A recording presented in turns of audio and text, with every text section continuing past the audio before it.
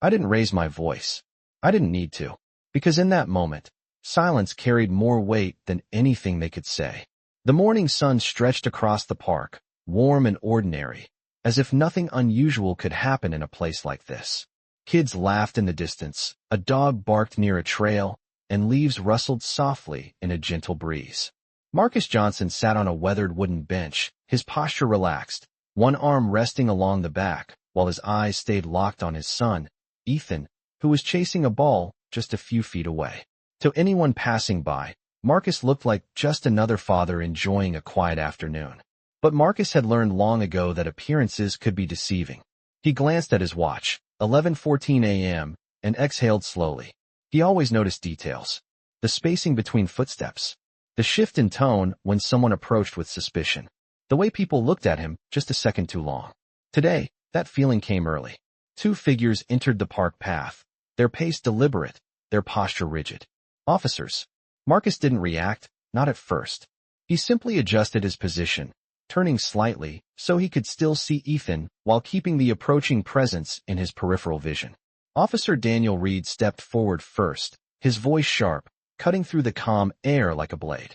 You, he said, pointing directly at Marcus. Stand up. Ethan stopped running. The ball rolled to a slow stop at his feet. Marcus remained seated for a moment longer, his gaze steady, controlled, as if weighing something unseen. Is there a problem, officer? He asked, his voice calm, measured, without a trace of panic.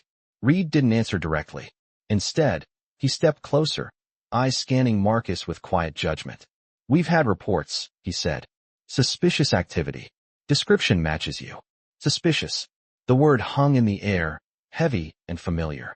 Marcus nodded slowly, as if he expected this. He glanced briefly at Ethan, who stood frozen, watching. I understand, Marcus replied.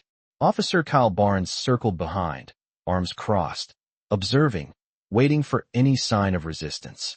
ID, Reed demanded. Marcus reached slowly into his jacket. Every movement was deliberate, visible.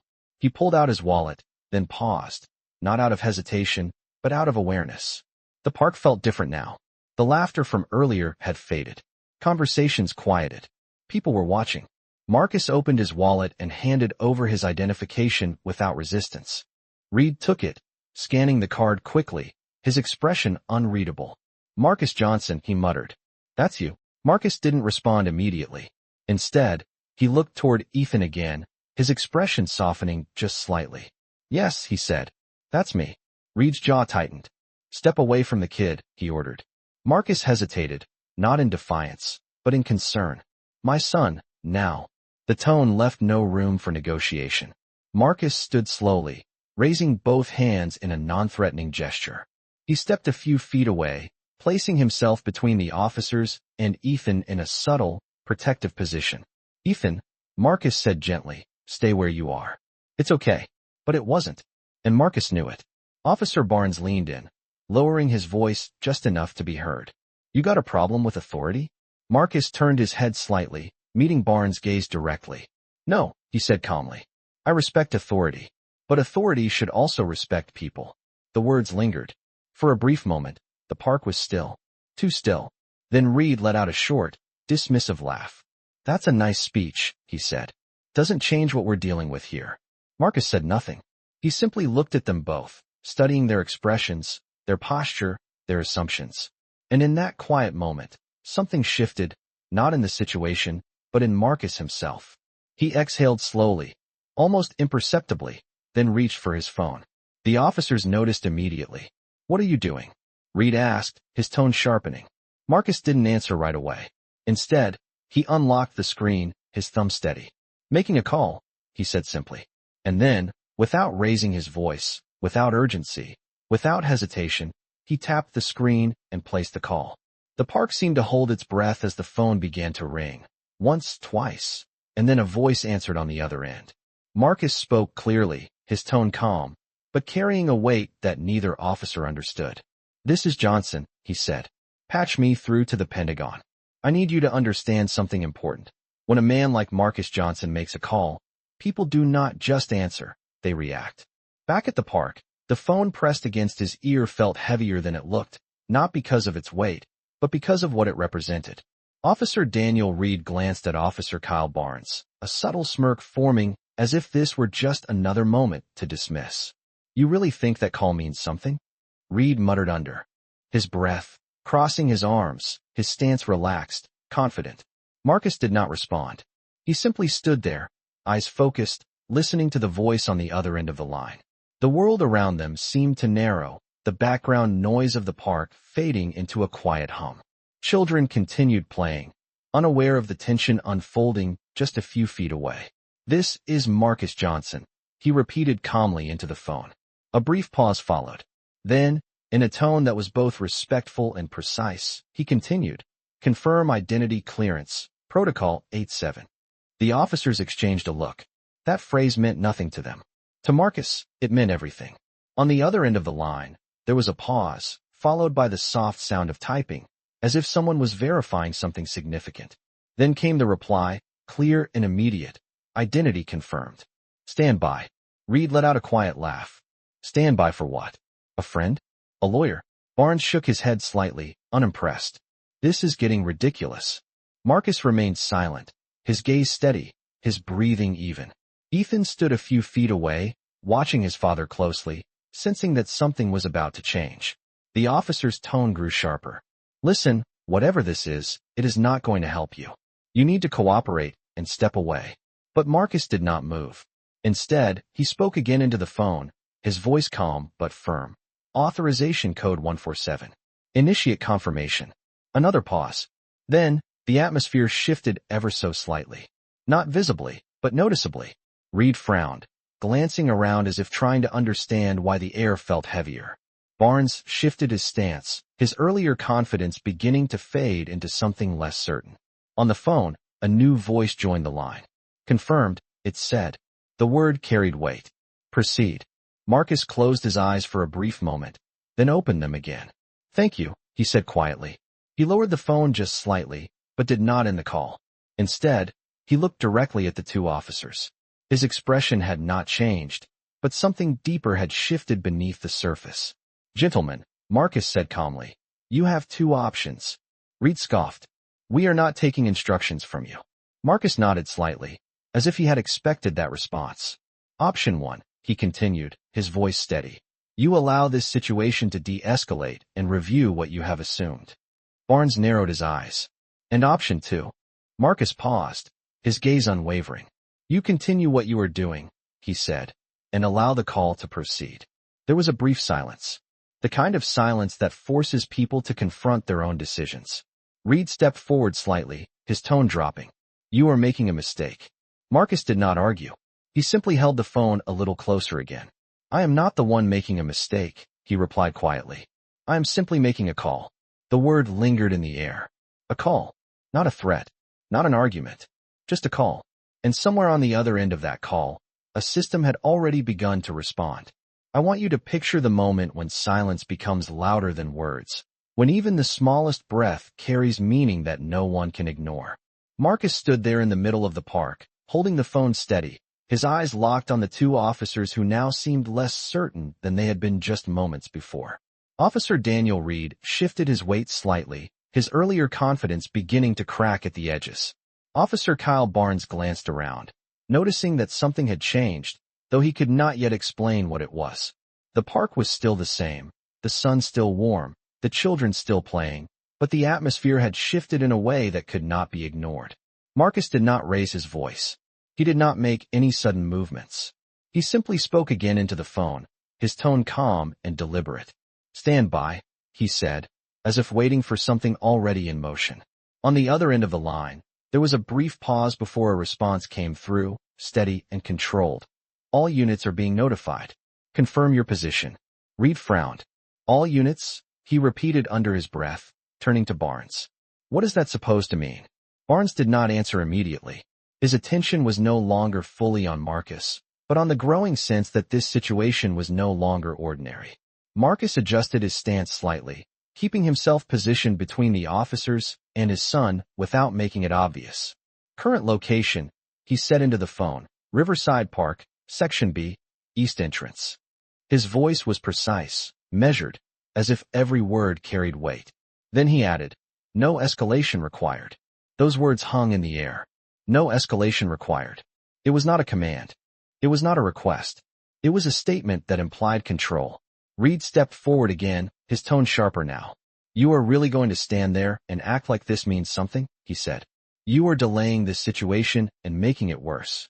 Marcus looked at him, his expression calm, almost patient. I am not delaying anything, he replied. I am allowing the proper channels to respond. Reed let out a short, frustrated breath. Proper channels? You are a man in a park with a phone. There is no proper channel for this. Marcus did not react to the comment. Instead, he listened. And then, faintly, from the phone, a new sound emerged. It was subtle at first, a shift in tone, a change in rhythm. The voice on the other end became more direct. We are establishing connection with command oversight, the voice said. Stand by for verification. At that moment, something changed in the expressions of both officers. Not fear, not yet, but uncertainty. The kind of uncertainty that appears when a situation no longer follows a predictable pattern. Barnes narrowed his eyes. What exactly did you do? He asked. Marcus finally lowered the phone slightly, just enough to speak without broadcasting his words. I followed protocol, he said simply. Reed shook his head. You are trying to intimidate us. Marcus met his gaze without hesitation. No, he replied. I am trying to prevent a mistake from becoming something larger. The words were calm, but they carried weight. For a brief moment, no one spoke. Even the sounds of the park seemed distant now, as if the world itself had shifted focus to this single moment. Then, from the phone, a new voice came through, clear and unmistakable. This is command response. Confirm authorization level. Marcus responded without delay, level 7 clearance. Reed's expression changed instantly. Level 7, he repeated, his voice no longer as confident. Barnes took a step back without realizing it, his posture shifting. That phrase meant something. Something serious. Marcus lifted his gaze, looking directly at both officers. You have every opportunity, he said quietly, to reassess your actions before this goes any further.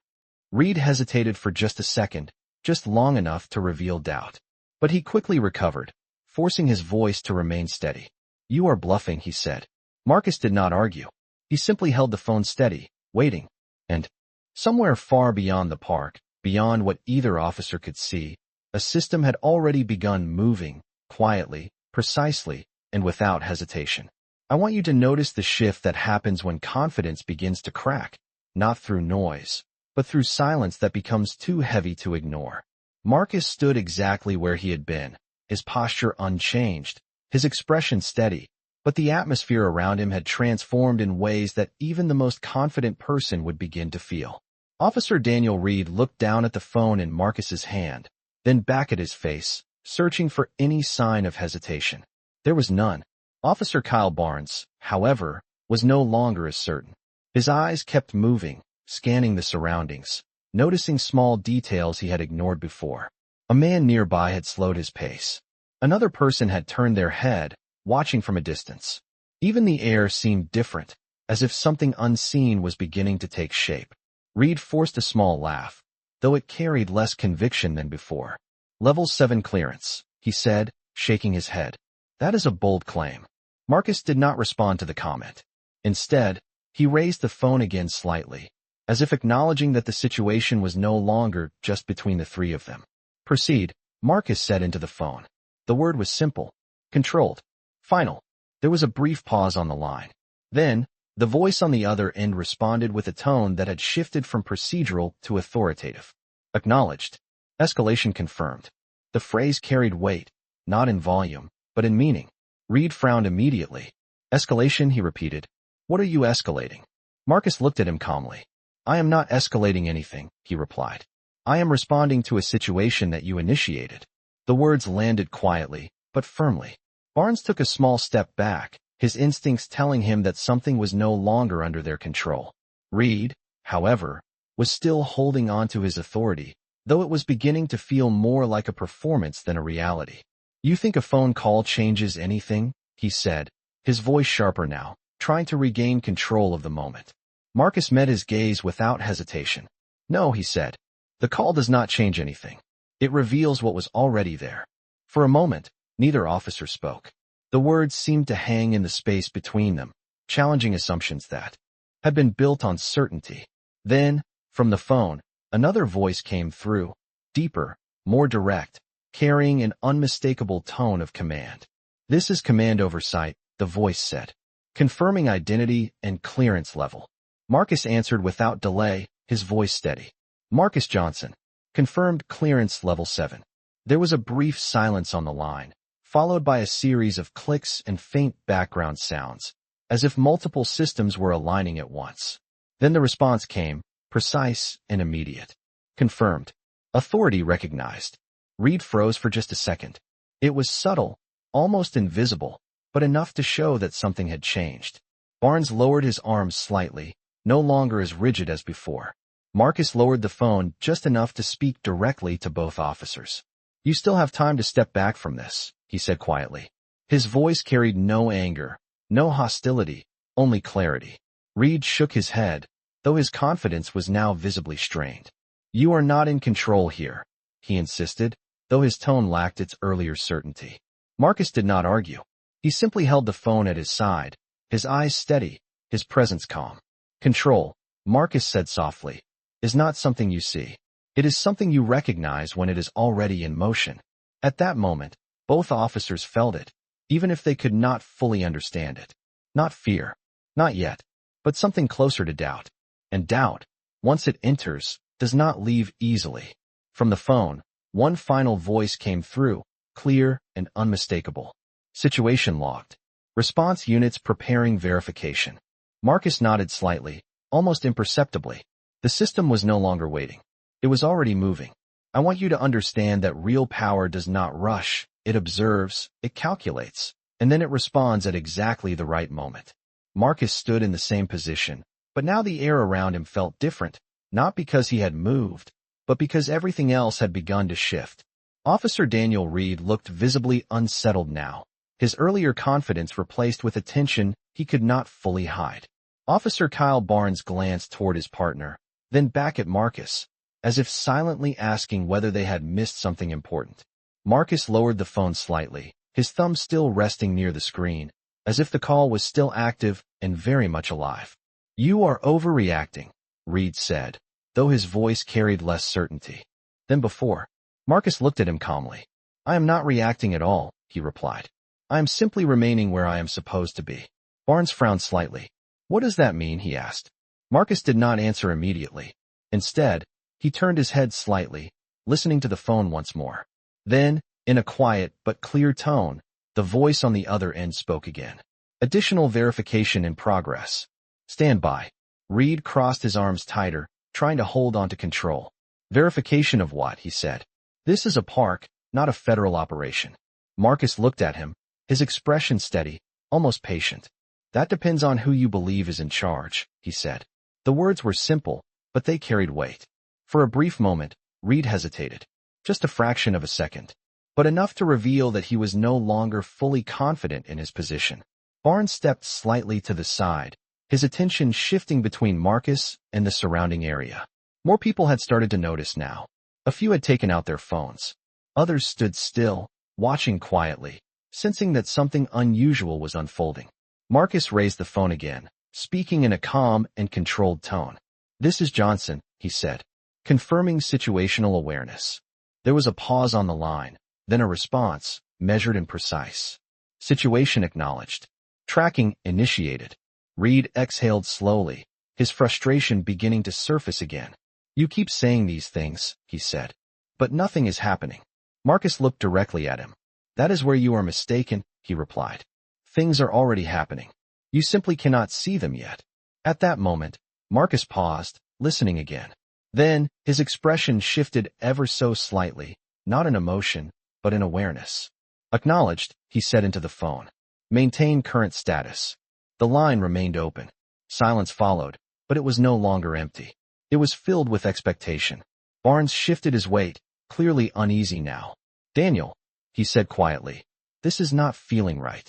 Reed ignored him, focusing instead on Marcus. "You are trying to make this into something bigger than it is," he said. Marcus shook his head slightly. "No," he replied. "You did that the moment you made assumptions instead of asking questions." The words were calm, but they struck deeper than anything loud could have. For a moment, no one spoke. The park around them continued as if nothing had changed, yet everything had changed. And somewhere far beyond the trees, beyond the streets, beyond what either officer could comprehend, a network of authority had already begun verifying every detail, quietly and without hesitation, moving toward a truth that was no longer hidden. I want you to notice how truth does not need to announce itself loudly, because when it arrives, it changes the weight of everything in the room. Marcus stood still, his presence calm and controlled, but now there was something different in the way he held himself, something that suggested he was no longer just responding, but confirming. Officer Daniel Reed shifted uncomfortably, his eyes darting briefly toward his partner, Officer Kyle Barnes, who now looked far less certain than before. The phone in Marcus's hand remained active, the connection still open, and that alone began to shift the atmosphere in a way neither officer could ignore. Marcus did not rush. He did not escalate. He simply listened. Then the voice returned on the line, clearer than before, carrying a tone of finality. "Verification complete," it said. Reed frowned. "What does that even mean?" he asked, trying to maintain control, though his voice carried a noticeable strain. Marcus looked at him calmly. "It means," he said, "that what you assumed has now been reviewed." Barnes swallowed slightly, his posture less rigid now. "Reviewed by who?" he asked. Marcus did not answer immediately. Instead, he spoke into the phone again. "Proceed with confirmation." There was a brief pause, followed by a response that carried unmistakable authority. "Confirmed," the voice said. "Full clearance validated." The words hung in the air. Not loud, not dramatic, but absolute. Reed blinked, his expression tightening as he processed what he had just heard. "Full clearance," he repeated, almost under his breath. Marcus turned his attention fully toward them now, his tone steady, his words measured. "You should ask yourself," he said, "why that matters." Barnes shifted his stance again, clearly uneasy. "Daniel," he said quietly, "this is not normal." Reed ignored him, forcing a small breath as he tried to recover his composure. "You are still just a man in a park," he said. "A phone call does not change that." Marcus nodded slightly, acknowledging the statement without agreeing with it. "You are correct," he replied. "A phone call does not change who I am." Then he paused. "It reveals who you are dealing with." For a moment, there was silence. The kind of silence that forces people to confront what they may have overlooked. Then, from the phone, another voice joined the line. This one sharper, more direct. "Identity confirmed," it said. "Subject authorized. Proceed with protocol review." Reed stiffened slightly at the word subject, as if realizing that the situation had moved beyond anything familiar. "Protocol review," he repeated. Marcus remained composed. "That is correct," he said. "And now it is no longer in your hands." Barnes looked at him, concern written clearly on his face. "What happens now?" he asked. Marcus looked toward the phone, then back at the officers. "Now," he said quietly, "the system completes what it started." The words were simple, but they carried weight. Reed looked around again, his confidence beginning to fracture. "This is getting out of control," he said. Marcus shook his head slightly. "No," he replied. "This is the first time it is actually under control."